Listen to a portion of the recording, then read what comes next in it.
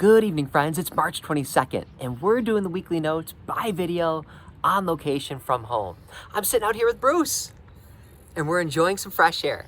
Welcome home. This is Carson, and he is my number one man. He wanted to be on the weekly announcements this week. Carson, can you say cheese? Cheese. Carson, how old are you? 2. He's 2, and he can say cheese. So, Friday when I sent out that email, I said that I was going to spend... Oh, he wants to get down. So Friday when I sent out that email, I said that I was going to spend some time with my son outside, and we did that. And I was also going to get out and swing my golf clubs. I did both of those things, so take a look and check it out.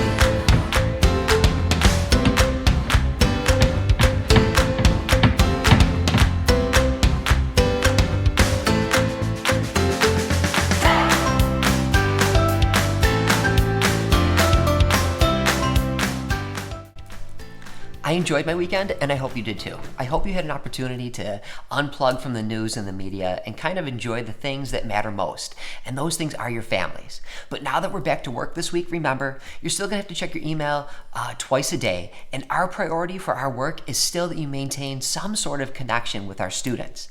And I've seen a lot of people post online, and actually a few of you sent text messages to me about things that we could do within the community here. And one of the suggestions that was sent my way was a parade of teachers where we would congregate in the parking lot in our own cars, and then we would kind of form a little parade, and we could drive a couple of the bus routes, and we could beep and wave to the kids.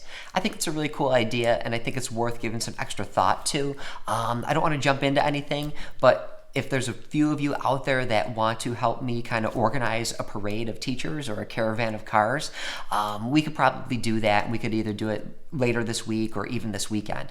It might be a good way to keep that school community connection going. Also, thinking of ways to stay connected with each other in the community, I was looking on Facebook and I see that we do have a Fredonia Elementary Facebook page, but it's an unofficial account that was made by Facebook because people were trying to tag themselves at this location. I've reached out and I tried to verify it that I will be the owner of it now, so then we can post more timely things on that site. It should take 72 hours for the verification process to go through, but I don't see any issues with that. And then once I'm the owner of that account, you can send me things and I can push them out to our own Fredonia Elementary Facebook account. We still do have a district account that's managed by Christine Slagle up at the district office, so if there's anything that you want to get out through that, you can email it to Christine, and she still manages that account. And speaking of the school community connection, it's been wild the amount of lunches that we've been able to deliver. We've delivered over 150 lunches per day, which is way more than I initially heard that we were delivering. That sign-up sheet still is in effect, and we still are doing the buddy system, but Jeff sent out an email late last week saying that he might tweak it a little bit, so look for clarification from him through the form of an email to see if we're still going to go with that same procedure or if he wants to tweak it for our safety and the safety of the community.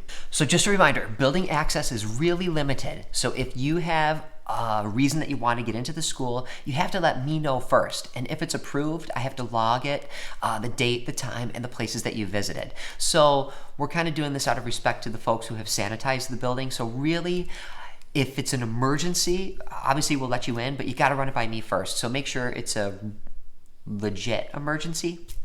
Thanks. So in case you haven't heard, the New York State grades 3 through 8 testings have been suspended, so that means we won't be worrying about that moving forward. And if you originally remember, all we asked you to do was prepare 2 weeks worth of work, and we sent that home with kids. 100% of those packets have been delivered, but I think it would be okay for us to start thinking about what school will look like after our originally planned spring break and the case that we might not return to school.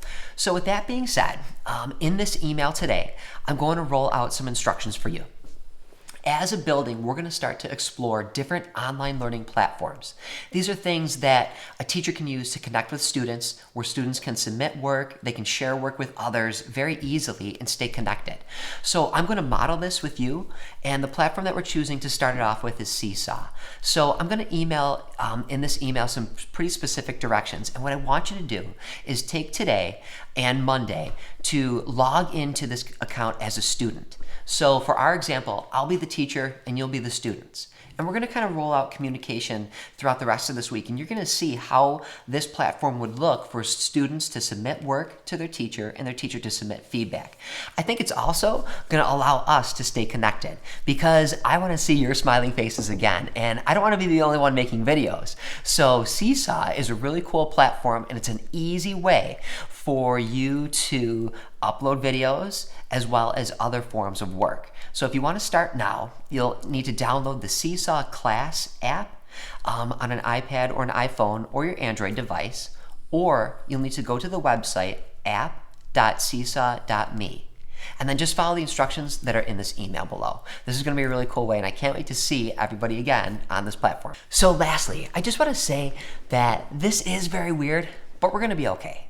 There will be a time when school opens again. I don't know when that is, and nobody knows. But the little news that I've seen, I think it's all about testing. I'm pretty sure they're going to develop a way that we can test this very rapidly, much like they do for strep throat. And we're going to be able to figure out easily who has this, and we can quarantine those folks quicker to keep the rest of the population safe. So moving forward, please remember to practice social distancing, keep within 6 feet, and take that seriously. That's all they're asking us to do. And I think that's the most logical course of action for us to move forward and stay healthy. So I hope you enjoyed these announcements, and I can't wait till you all log into Seesaw today and post your very first assignment. I'll see you soon. And I almost forgot. Thanks for participating in the quizzes mystery picture challenge that I sent out on Friday. That was a lot of fun. Take a look on the screen right now and you're going to see the leaders. Thanks for everyone who participated in that game, and that might be a really cool way for you to connect with your students online as well. I linked below the answer sheet to the mystery picture thing too, so you can kind of see which questions you got right and which questions you got wrong. Look for more challenges coming out this week and in the weeks to come, and thank you for participating. It was really cool to see the number of people who played. That's it for me now. I'll talk to you soon in the form of an email.